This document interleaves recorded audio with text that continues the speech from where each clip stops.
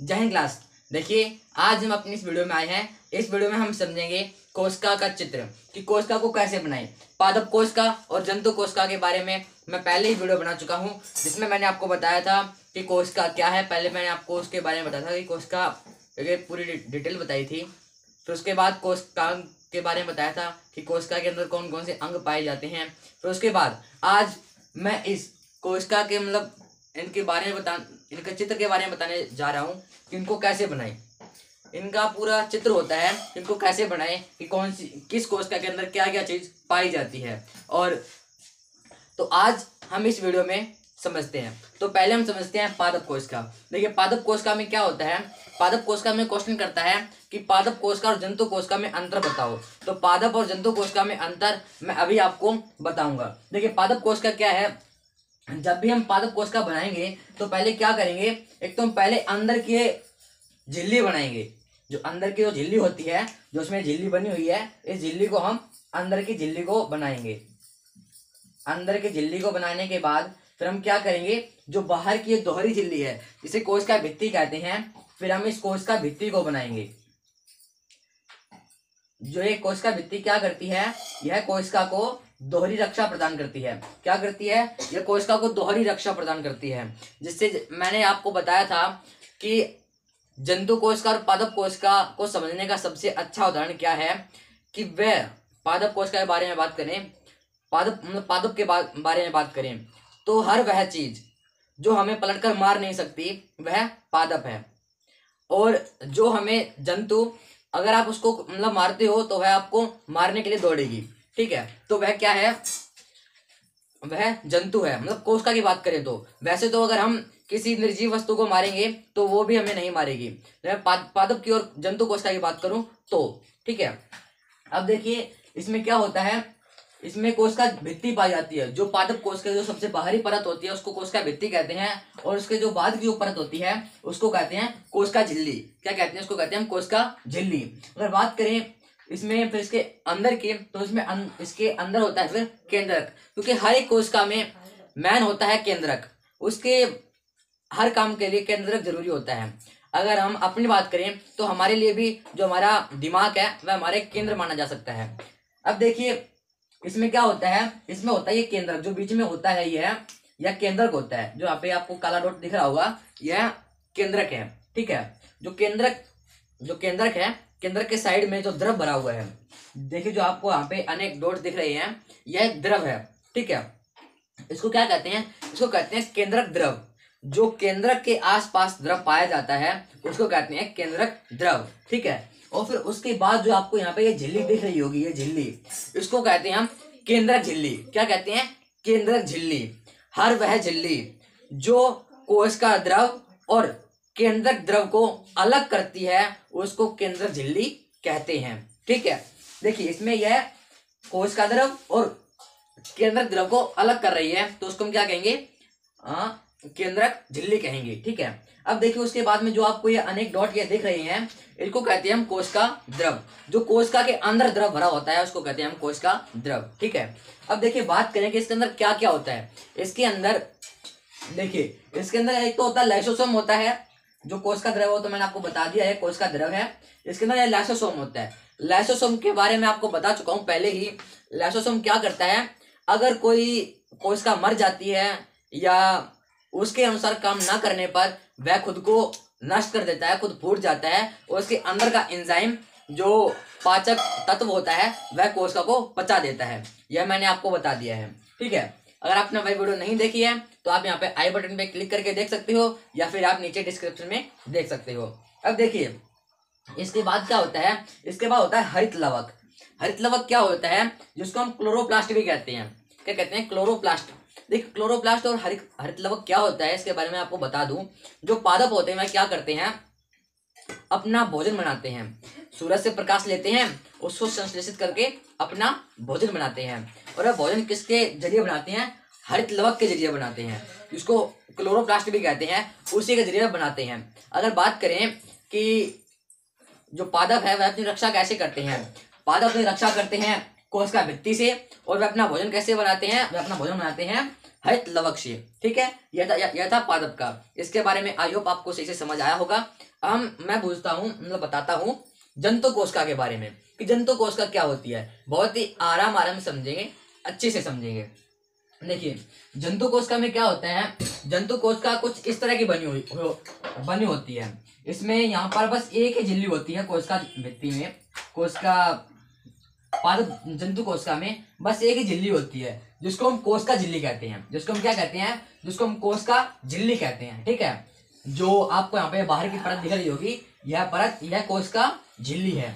ठीक है, बात करें कि फिर इसके अंदर क्या होता है। इसके अंदर फिर आपको मिल जाएगा कोशिका द्रव, जो इसके तुरंत बाद है। इसके तुरंत बाद आपको कोशिका द्रव मिल जाएगा। क्या मिल जाएगा, कोशिका द्रव। जो कोशिका के अंदर जो द्रव भरा होता है उसको हम कहते हैं कोशिका द्रव। ठीक है, फिर बात करें इसके अंदर क्या पाया जाता है। इसके अंदर एक तो होता है लाइसोसोम।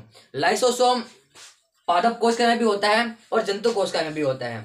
इन दोनों का काम सेम ही है कि अगर कोई कोशिका क्षतिग्रस्त हो जाए या मर जाए तो यह लाइसोसोम फट जाते हैं और इनके एंजाइम कोशिका को पचा देते हैं। ठीक है, और फिर बात करें कि इसके अंदर क्या क्या पाया जाता है। इसके अंदर एक तो यह है लाइसोसोम और यहाँ पे एक होता है राइबोसोम और फिर यह है माइटोकॉन्ड्रिया। अब देखिए माइटोकॉन्ड्रिया के बारे में आपको बता दूं, इसमें था हरित लवक और इसमें है माइटोकॉन्ड्रिया। ठीक है, माइटोकॉन्ड्रिया इसके बारे में थोड़ा आपको बता दूं। माइटोकॉन्ड्रिया क्या होता है, इसको हम कहते हैं पावर हाउस, ऊर्जा घर। माइटोकॉन्ड्रिया, पावर हाउस, ऊर्जा घर, ये तीनों नाम इसी के हैं, क्योंकि यह क्या करता है, यह हमारे शरीर को ऊर्जा प्रदान करता है। यह क्या करता है, यह हमारे शरीर को ऊर्जा प्रदान करता है। यह एक कोशिका के अंदर हो सकते हैं, ज्यादा भी हो सकते हैं, कम भी, मतलब कोशिका के अंदर तो ये जरूरी होता है। यह नहीं है कि किसी कोशिका के अंदर यह नहीं होगा, यह हर कोशिका के अंदर होता है। ठीक है, अब मैंने आपको बता दिया कि माइटोकॉन्ड्रिया किसे कहते हैं, या माइटोकॉन्ड्रियन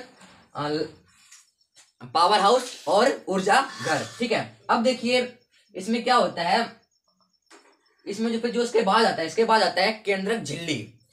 केंद्रक झिल्ली क्या होती है, जो मैंने आपको इसमें बताई थी, केंद्रक झिल्ली, कोशिका झिल्ली। अब देखिए इसमें क्या होता है, इसमें भी सेम वही है। केंद्रक झिल्ली वह है जो कोशिका द्रव और केंद्रक द्रव को अलग करे, उस झिल्ली को हम क्या कहते हैं, केंद्रक झिल्ली कहते हैं। जैसे देखिए इसमें यह द्रव है, कोशिका द्रव है, और यहाँ पर यह क्या है, केंद्रक द्रव है। यह केंद्रक द्रव और कोशिका द्रव को कौन सी झिल्ली अलग कर रही है, केंद्रक झिल्ली अलग कर रही है। जो झिल्ली केंद्रक के चारों ओर होती है उसको हम क्या कहते हैं, केंद्रक झिल्ली कहते हैं। ठीक है, इसके अंदर हो गया फिर केंद्रक द्रव और केंद्रक द्रव के अंदर हो गया केंद्रक, जो आपको यहाँ पे ब्लैक डॉट दिख रहा है, यह हो गया हमारा केंद्रक। आपने इसके बारे में समझा, कोशिका के बारे में, जंतु और पादप। अब देखिए मैं थोड़ा आपसे क्वेश्चन कर लूं और थोड़ा मैं इसके बारे में और बता दूं। बात करूं कि आप क्वेश्चन पूछता है कि जंतु कोशिका और पादप कोशिका में अंतर बताओ, तो जंतु कोशिका और पादप कोशिका में क्या अंतर होगा। सबसे पहला तो अंतर यही होगा कि जंतु कोशिका क्या होती है, जंतु कोशिका इसमें कोशिका भित्ति होती है, सॉरी पादप कोशिका में कोशिका भित्ति होती है। जो पादप कोशिका होती है उसमें कोशिका भित्ति होती है, क्योंकि उनको दोहरी रक्षा प्रदान करनी होती है ताकि वह अपनी रक्षा स्वयं कर सके। और जंतु कोशिका में क्या होती है, जंतु कोशिका इसमें कोशिका भित्ति नहीं होती। सबसे पहला उदाहरण कि इसमें कोशिका भित्ति होती है पादप में, जंतु में नहीं होती। दूसरा है कि इसमें हरित लवक पाया जाता है, इसमें हरित लवक पाया जाता है और इसमें माइटोकॉन्ड्रिया पाया जाता है। माइटोकॉन्ड्रियन पावर हाउस, ऊर्जा घर, आप कुछ भी लिख सकते हो। दूसरा है इसमें हरित लवक पाया जाता है और इसमें माइटोकॉन्ड्रियन पाया जाता है। अगर बात करें जंतु कोशिका की, तो जंतु कोशिका में हरित लवक पाया जाता है। ठीक है, अब थोड़े मैं आपसे क्वेश्चन कर लूं, जैसा कि अगर मैं आपसे पूछूं कि पादप कोशिका और जंतु कोशिका में अंतर बताओ, तो आप अंतर क्या बताओगे। अंतर मैंने आपको बता दिए, अंतर यही है। ठीक है, एक बार मैं आपको फिर से बता दूं, पादप कोशिका में कोशिका भित्ति होती है, जंतु कोशिका में नहीं होती। पादप कोशिका में हरित लवक होता है, जंतु कोशिका में नहीं होता। पादप कोशिका में कोशिका झिल्ली होती है, जंतु कोशिका में भी होती है। जंतु कोशिका पादप कोशिका में केंद्रक भी होता है, जंतु कोशिका में भी केंद्रक होता है। पादप कोशिका में लाइसोसोम होता है, जंतु कोशिका में भी लाइसोसोम होता है। ठीक है, और देखिए मैंने आपको यहाँ पे बता भी रखा है कि इसमें कौन सी चीज होती है, कौन सी चीज नहीं होती, मतलब कौन सी चीज सेम सेम है। जो सेम सेम है उसके सामने देखिए मैंने ये कर रखा है, दोनों को एक बार लिख रखा है। ठीक है, इसके लिए भी मैंने एक ही बार लिख रखा है, इधर से बताऊं, इसके लिए भी मैंने एक ही बार लिख रखा है और इसके लिए भी मैंने एक ही बार लिख रखा है। जो सेम सेम है, मतलब जो अलग है उसको मैंने देखिए यहाँ पे अलग से लिख रखा है। इसमें अलग से यह है, इसमें अलग से यह है और इसमें अलग से यह है। ठीक है, कोशिका भित्ति, हरित लवक जो दोनों एक में ही पाए जाते हैं, और माइटोकॉन्ड्रियन पावर हाउस, ऊर्जा घर, यह एक है। ठीक है, यह इसको अंतर को स्पष्ट करता है कि दोनों में क्या अंतर है। ठीक है, अगर आप पेपर में लिख के भी आते हो ना, लिख के भी नहीं आते, बस आप ये चित्र बनाते हो और उसमें नाम लिखाते हो कि यह है, आप इसके भी आपको नंबर मिल जाएंगे और 100% नंबर मिलेंगे। अगर आपने बस ये लिख दिया लाइसोसोम, इनके बारे में आपने लिख दिया और इनके बारे में ये नहीं लिखा कि मतलब अंतर क्या है, तो अंतर इसमें आपने बताया, अंतर आपने इस पे स्पष्ट कर दिया है। इसमें लाइसोसोम होता है, इसमें हरित लवक होता है। इसमें लाइसोसोम दोनों में होता है, हरित लवक एक में होता है, माइटोकॉन्ड्रिया एक में होता है। माइटोकॉन्ड्रिया जंतु कोशिका में होता है और हरित लवक पादप कोशिका में होता है। कोशिका भित्ति पादप कोशिका में होती है क्योंकि उनको दोहरी रक्षा प्रदान करनी होती है, वह अपनी रक्षा स्वयं नहीं कर सकते, उनको किसी दूसरे की रक्षा की जरूरत होती है। तो कुदरत ने क्या किया है, बोले कि बचाए क्या रक्षा कर पाएंगे अपनी, क्यों ना हम ही इनको रक्षा करने के लिए कुछ अपनी तरफ से दान कर दें। तो कुदरत ने इनको कोशिका भित्ति दान कर दी, बोले इसको तुम ले जाओ और अपनी रक्षा स्वयं करो।